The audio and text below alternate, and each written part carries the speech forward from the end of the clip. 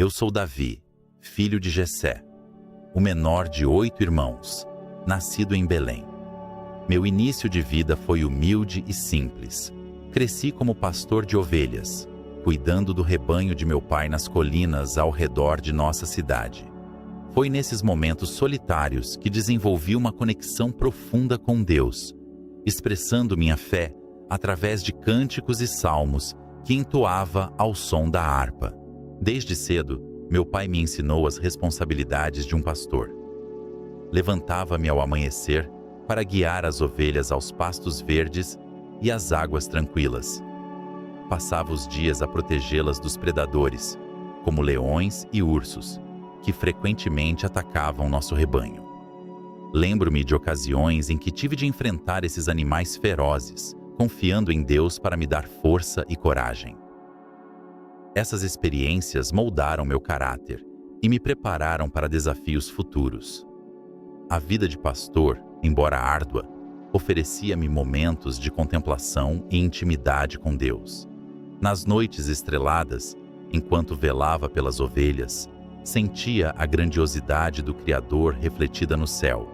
Nessas horas, compunha salmos e cânticos que expressavam minha adoração e gratidão a Deus. Meu coração transbordava de alegria ao tocar a harpa, sentindo a presença divina em cada nota. Minhas responsabilidades como pastor também me ensinaram a importância da liderança e do cuidado. Aprendi a guiar o rebanho com paciência, buscando sempre o bem-estar das ovelhas. Desenvolvi um senso de responsabilidade e proteção, qualidades que mais tarde seriam essenciais em minha jornada como líder de Israel. Apesar de minha dedicação ao rebanho, não era visto com grande importância por meus irmãos e familiares. Muitas vezes sentia-me esquecido e subestimado. Meus irmãos mais velhos, fortes e habilidosos, eram os preferidos de meu pai. No entanto, Deus olhava para o coração e não para a aparência exterior, e Ele tinha um plano especial para mim. Foi durante esses anos de pastoreio que ouvi histórias sobre os feitos de nossos antepassados, como Abraão, Isaque e Jacó.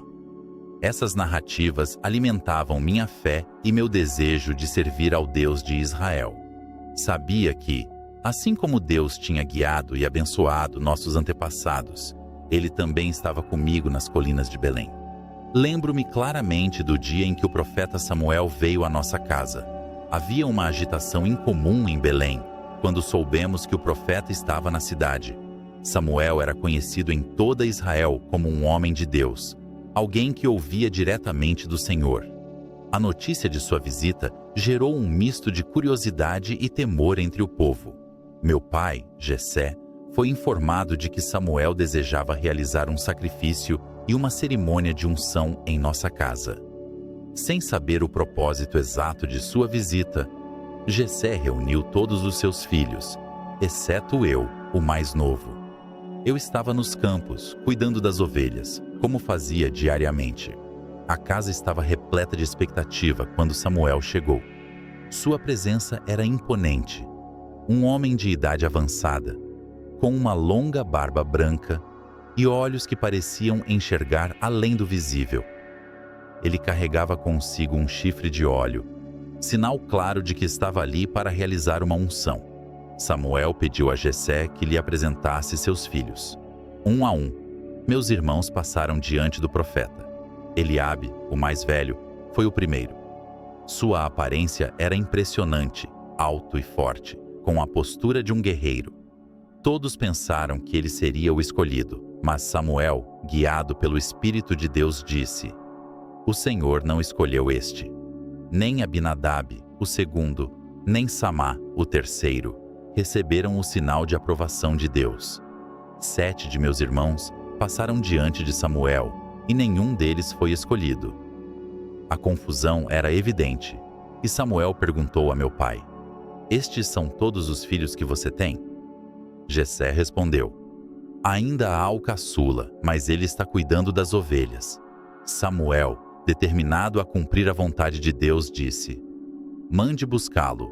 Não nos sentaremos para comer até que ele chegue." Um dos servos foi rapidamente até os campos para me chamar.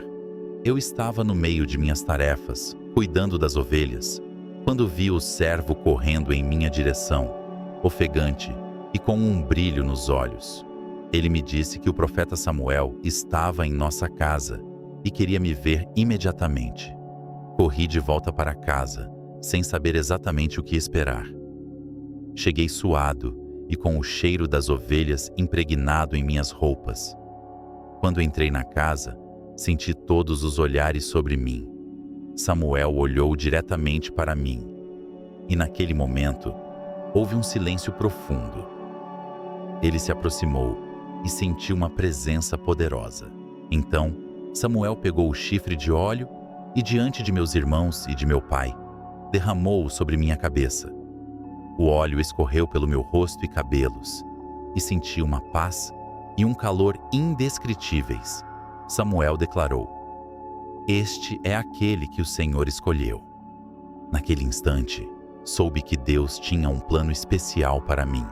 A presença do Senhor encheu o lugar, e mesmo sem entender completamente o que estava acontecendo, meu coração estava cheio de gratidão e reverência. Não houve celebrações grandiosas naquele momento. A cerimônia foi silenciosa, mas seu impacto foi profundo. Samuel, tendo cumprido sua missão, partiu, e eu voltei às minhas ovelhas, mas com a certeza de que minha vida nunca mais seria a mesma. O próximo grande capítulo da minha vida começou com uma visita ao acampamento do exército israelita. Meu pai, Jessé, preocupado com o bem-estar de meus irmãos, me enviou para levar-lhes comida e ver como estavam. Naquela época, os filisteus eram nossos inimigos mais temidos, e o campo de batalha estava situado no vale de Elá.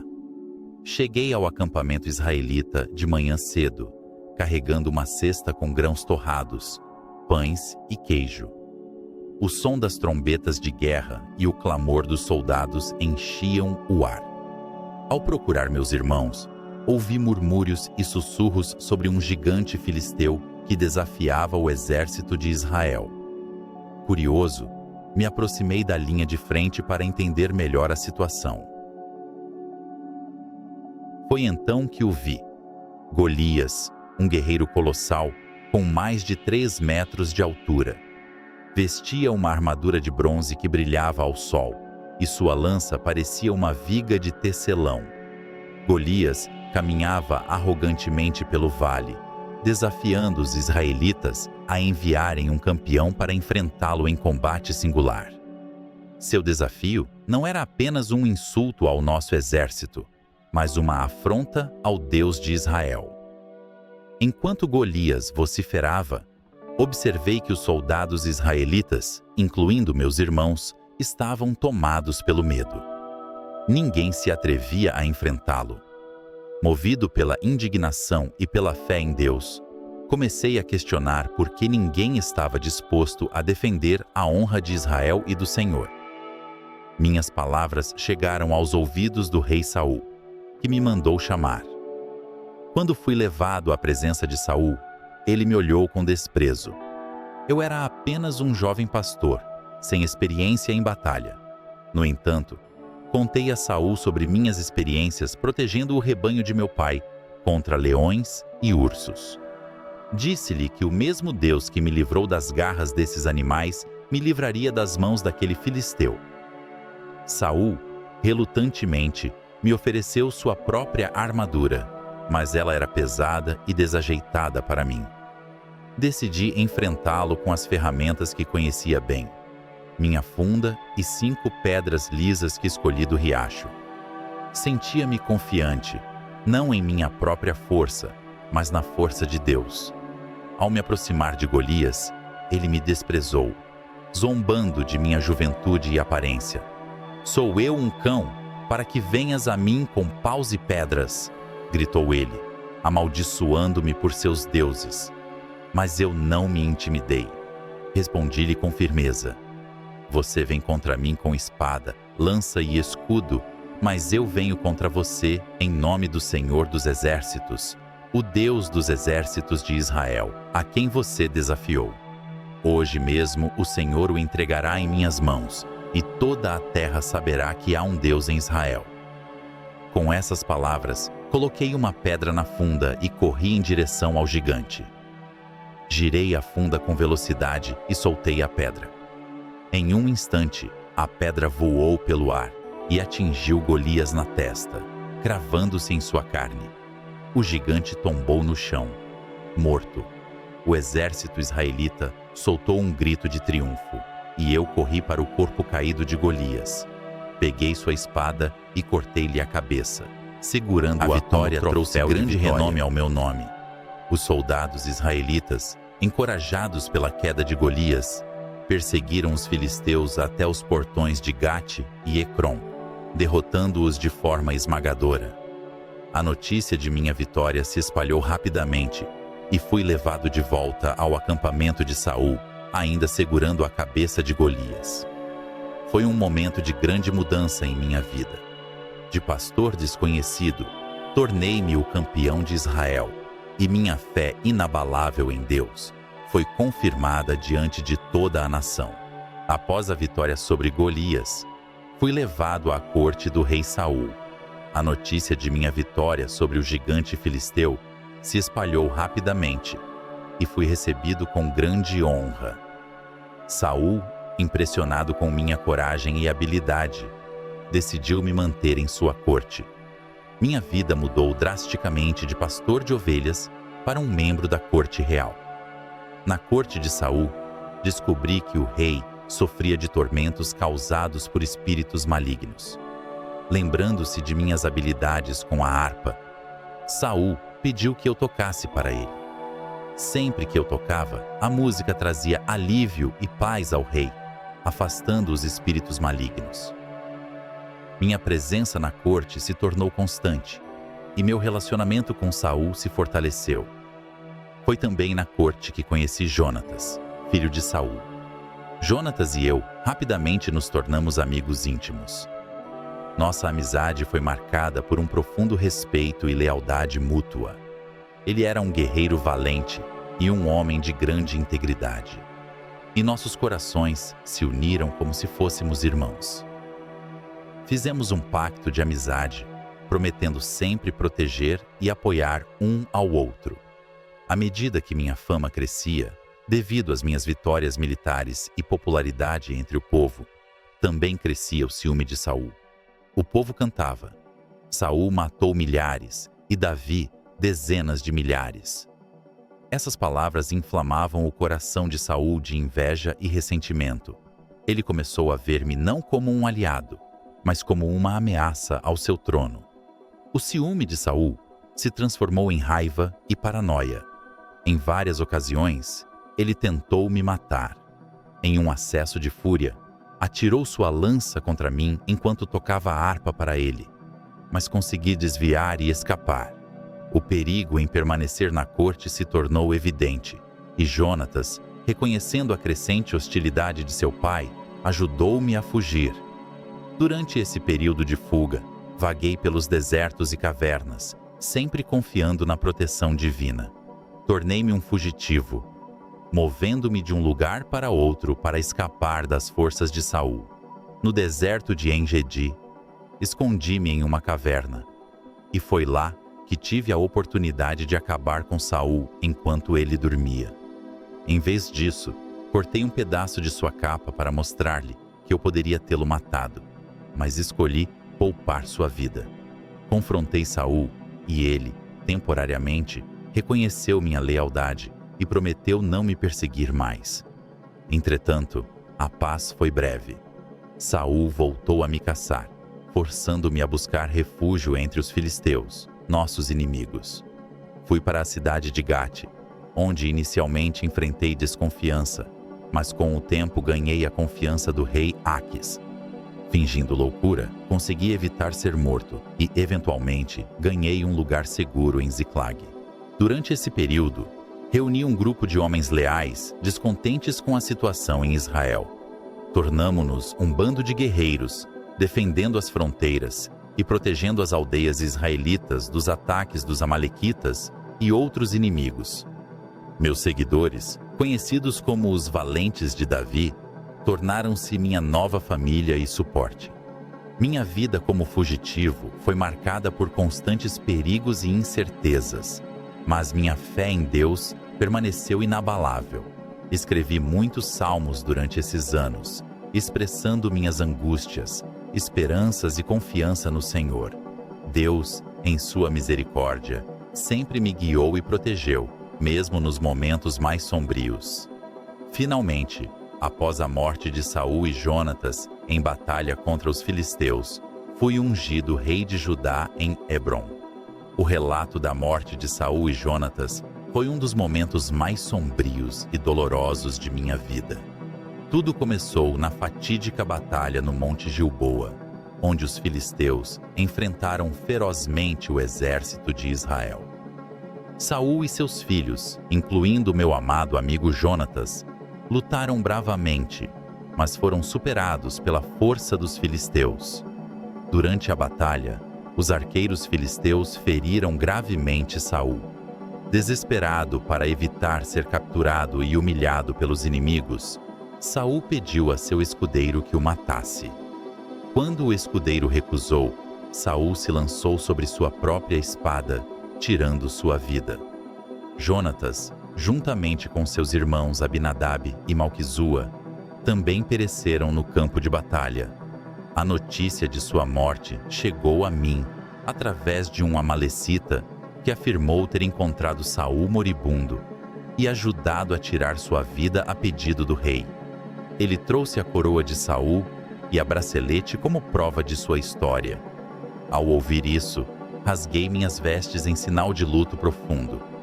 Chorei amargamente pela perda de Saul, o ungido do Senhor, e de Jonatas, meu querido amigo e irmão de coração. Em minha dor, compus um lamento pela morte de Saul e Jonatas, conhecido como o Canto do Arco, para que todos em Judá soubessem da grande perda e honrassem a memória dos caídos. Ó flor de Israel, mortos sobre os teus altos, como caíram os valentes, dizia a canção. Honrei a valentia de Saul e o amor e lealdade de Jonatas, expressando minha profunda tristeza e admiração por ambos. Após o luto, o povo de Judá me ungiu rei em Hebrom.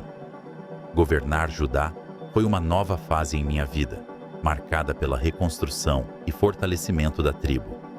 Durante 7 anos e 6 meses, trabalhei para consolidar meu reinado e ganhar a confiança das outras tribos de Israel. No entanto, a guerra civil e a divisão entre as casas de Saul e Davi persistiram. Isbosete, filho de Saul, foi proclamado rei sobre Israel por Abner, o comandante do exército de Saul. A tensão entre nossas casas continuou até que Abner decidiu mudar de lado, prometendo trazer todas as tribos de Israel para me reconhecerem como rei. No entanto, antes que pudesse cumprir sua promessa, Abner foi assassinado por Joabe, meu comandante, em retaliação pela morte de seu irmão Asael. Este ato de violência complicou ainda mais a situação. Pouco tempo depois, Isbosete foi assassinado por 2 de seus próprios capitães, Recabe e Baaná, que trouxeram sua cabeça a mim esperando serem recompensados. Em vez disso, fiquei profundamente perturbado e ordenei que fossem executados por terem matado um homem inocente em sua própria casa. Sepultei a cabeça de Isbosete com honra no túmulo de Abner em Hebrom. Com a morte de Isbosete, as tribos de Israel vieram a mim em Hebrom e me ungiram rei sobre todo Israel. Foi um momento de grande significância, pois finalmente o reino estava unificado sob minha liderança. Meu primeiro ato como rei de todo Israel foi tomar a fortaleza de Jebus, que se tornou Jerusalém, a cidade de Davi e o centro do nosso reino. A conquista de Jerusalém foi estratégica e simbólica. Os jebuseus, que habitavam a cidade, acreditavam que sua fortaleza era inexpugnável, desafiando-me a entrar. No entanto, liderados por Joabe, meus homens escalaram o túnel de água e tomaram a cidade.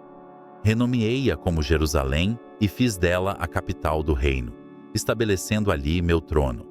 Como rei, meu maior desejo foi trazer a Arca da Aliança para Jerusalém, estabelecendo-a como o centro espiritual de Israel. A arca, que continha as tábuas dos 10 mandamentos, era o símbolo da presença de Deus entre o seu povo. Ela havia sido mantida na casa de Abinadab, em Kiriat Jearim, por muitos anos, e eu sentia que era essencial para o nosso reino que a arca estivesse em Jerusalém. Organizei uma grande procissão para transportar a arca. Havia música, cânticos e danças, enquanto a levávamos em direção à cidade. O caminho era adornado com sacrifícios e celebrações a cada 6 passos. Eu mesmo, vestindo uma simples estola sacerdotal de linho, dancei com todas as minhas forças diante do Senhor. Foi um momento de profunda alegria e reverência. Quando a arca finalmente chegou a Jerusalém, colocamos ela em uma tenda especial que eu havia preparado e oferecemos sacrifícios de holocaustos e ofertas pacíficas. Distribuímos pão, carne e bolos de passas ao povo, para que todos pudessem compartilhar da bênção e da alegria daquele dia. Entretanto, minha vida não foi isenta de pecados e falhas. Um dos momentos mais sombrios de meu reinado foi o episódio com Batseba. Numa tarde, enquanto passeava pelo terraço do palácio, vi uma mulher muito bela tomando banho. Seu nome era Batseba, esposa de Urias, um dos meus valentes guerreiros. Dominado pela luxúria, mandei chamá-la e a tomei para mim, cometendo adultério. Quando Batseba me informou que estava grávida, tentei encobrir meu pecado. Chamei Urias de volta do campo de batalha, esperando que ele fosse para casa e se deitasse com sua esposa. Assim todos pensariam que a criança era dele. Porém, Urias, mostrando uma integridade inabalável, recusou-se a desfrutar do conforto de sua casa enquanto seus companheiros de armas permaneciam no campo. Desesperado, enviei Urias de volta à frente de batalha com uma carta para Joabe, instruindo-o a colocar Urias na linha de frente do combate mais feroz e depois recuar, deixando-o exposto à morte certa. Urias foi morto conforme meus planos, e após o período de luto, tomei Batseba como minha esposa. Pensava que meu pecado havia sido encoberto, mas Deus, que vê todas as coisas, enviou o profeta Natã para me confrontar. Natã contou-me uma parábola sobre um homem rico que, ao invés de pegar uma de suas próprias ovelhas, tomou a única cordeira de um homem pobre para alimentar um viajante. Minha indignação foi imediata, declarando que tal homem merecia morrer e restituir 4 vezes o valor da cordeira. Foi então que Natã disse: "Tu és esse homem." Suas palavras perfuraram meu coração. Natã revelou-me as consequências de meu pecado. A espada nunca se afastaria de minha casa, e o filho, nascido de minha união com Batseba, morreria. Em profundo arrependimento, clamei pela misericórdia divina. Rasguei minhas roupas, vesti-me de pano de saco e me prostrei diante de Deus, reconhecendo minha transgressão e suplicando por perdão. Escrevi o Salmo 51, um pedido sincero de perdão, onde implorei a Deus: "Tem misericórdia de mim, ó Deus, segundo a tua benignidade. Apaga as minhas transgressões, segundo a multidão das tuas misericórdias. Lava-me completamente da minha iniquidade e purifica-me do meu pecado." Deus, em sua infinita misericórdia, perdoou-me, mas as consequências de meus atos foram duras e permanentes. Se afastou de minha casa e a tragédia continuou a assombrar minha família. Meu filho mais velho, Amnon, cometeu uma terrível atrocidade ao violentar sua meia-irmã Tamar. Esse ato hediondo causou um profundo racha na nossa família. Absalão, irmão de Tamar, ficou consumido pelo ódio e pela necessidade de vingança. 2 anos após o incidente, Absalão organizou um banquete e, durante a celebração, ordenou que seus servos matassem Amnon. A morte de Amnon foi apenas o início do turbilhão que se abateria sobre minha casa. Absalão fugiu e passou 3 anos em exílio, antes que eu, movido por uma combinação de saudade e conselhos de Joabe, permitisse seu retorno a Jerusalém. No entanto, mesmo de volta à cidade, a reconciliação completa entre nós nunca foi alcançada. Absalão começou a conspirar contra mim, ganhando favor entre o povo e proclamando-se rei em Hebrom. Sua rebelião forçou-me a fugir de Jerusalém, um momento de profunda humilhação e dor. Caminhei descalço, com a cabeça coberta, subindo o Monte das Oliveiras, chorando junto com aqueles que permaneceram leais a mim. Enquanto fugia, recebi a ajuda de amigos como Hussai, que permaneceu em Jerusalém para frustrar os conselhos de Aitofel, conselheiro de Absalão. A batalha entre nossos exércitos culminou na floresta de Efraim, onde Absalão, montado em uma mula, ficou preso pelos cabelos nos galhos de um grande carvalho. Joabe, ignorando minhas instruções para poupar a vida de Absalão, cravou 3 dardos em seu coração, matando-o. A notícia da morte de Absalão trouxe-me uma dor indescritível. Chorei amargamente, lamentando: meu filho Absalão, meu filho Absalão, quem me dera ter morrido em teu lugar? Ó Absalão, meu filho, meu filho. A vitória sobre a rebelião foi ofuscada pela perda de meu filho, e o reino foi restaurado sob minha liderança. Mas a dor pessoal nunca se dissipou.